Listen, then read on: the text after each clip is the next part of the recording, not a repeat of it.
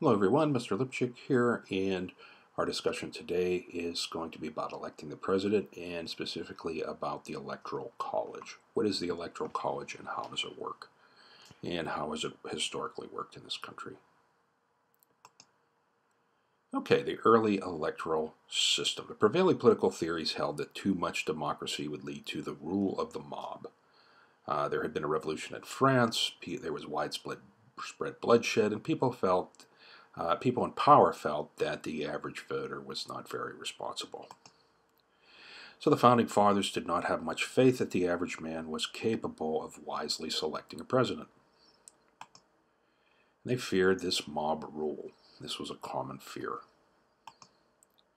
Mass media did not exist, and people did not know much about the candidates. Some believed that the most popular candidates were not necessarily the best choices. And Alexander Hamilton introduced a compromise known as the Electoral College, which would kind of be a safety zone to protect the mob, the country, from the rule of the mob, so to speak. And this is an indirect method of electing the president that is still in use today. Article 2, Section 1 of the Constitution established the Electoral College. Each state would choose electors according to methods established by the state legislatures. Each state would have as many electors as it had representatives and senators. And at election time, electors would meet within their states and cast votes for two presidential candidates. To the right, you see the seal of the state of Virginia, which is Sic Semper Tyrannis, or Death to Tyrants. Classically educated founders believed that we needed a barrier between voters and the president in case they elected a tyrant. There was no popular vote in the early electoral system. The electoral votes from every state would be counted in a joint session of Congress. The candidate receiving the majority of the electoral votes would become the president.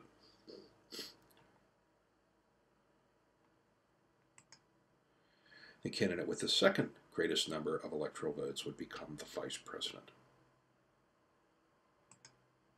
In the event of a tie, the House of Representatives would choose the president, with each state having one vote. Let's go back a second. To the right, you see Alexander Hamilton on the left and John Quincy Adams on the right, and these are the only two presidents that have been chosen by the House of Representatives after a tie vote. The impact of political parties. After the presidency of George Washington, political parties became more important in elections. This had a strong influence on the electoral system. Two national parties dominated the system, the Federalists and the Democratic Republicans. Each nominated candidates for electors in their states. And it was understood that the electors would vote for their party's candidates.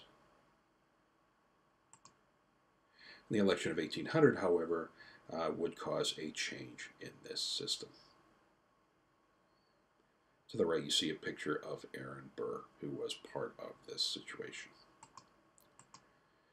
In the election of 1800, the Democratic Republicans won a majority of the electoral votes.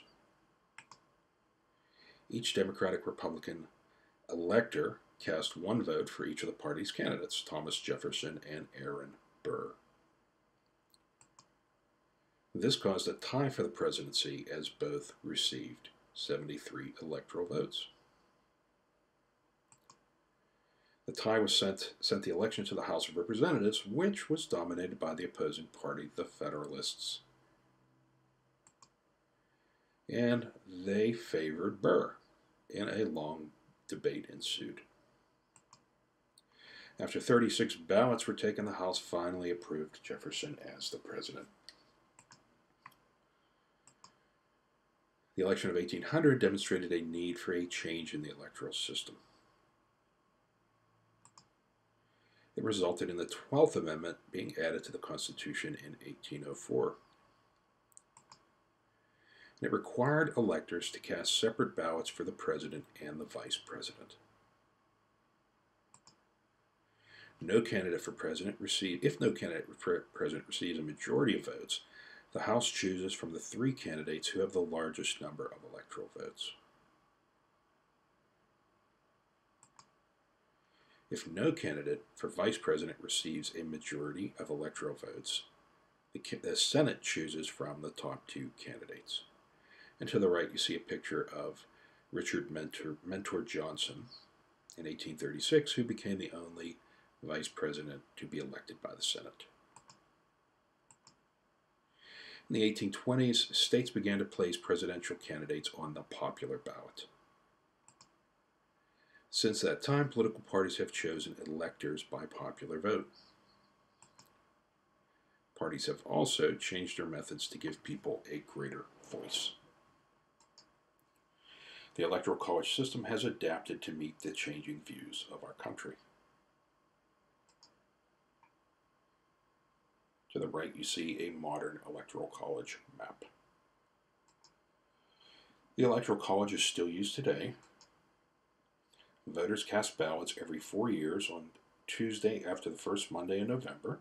Why do you think the Founding Fathers chose this date? Because it is cold and rainy, and they figured the least responsible voters would not go out to vote in the bad weather. Voters actually do not vote for the president, but for the electors who vote for the president. The results are announced on TV, but the electors do not cast their votes formally until December. The Electoral College has 538 electors. The total number of senators and representatives plus 3 of the District of Columbia.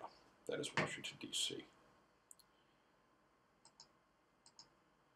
The most populous states have the greatest number of electoral votes. Candidates will concentrate their efforts and money on these states. New York, California, and Florida are the most important states to win the election. New York and California almost always go Democratic, and Florida is usually a toss-up between Democrat and Republican. With the exceptions of Maine and Nebraska, the electoral system is a winner-take-all system. The winner within the state gets all the electoral votes, even if the victory is narrow. Maine and Nebraska apportion their electors based upon their percentage of the popular vote. The Electoral College meets on the Monday following the second Wednesday in December. Electors from each state meet in the state capitals and cast their ballots. And sealed ballots are then mailed to the President of the Senate. On January 6th, both houses meet together and the ballots are counted, and the winner is officially declared. Most states do not legally require their electors to vote for their candidate, although if you don't do that, probably wouldn't be very good for you in that state. Inauguration.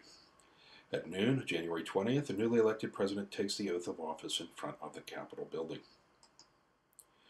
and states, "I do solemnly swear or affirm that I will faithfully execute the office of the President of the United States and will, to the best of my ability, preserve, protect, and defend the Constitution of the United States." Article 2, Section 9 of the Constitution.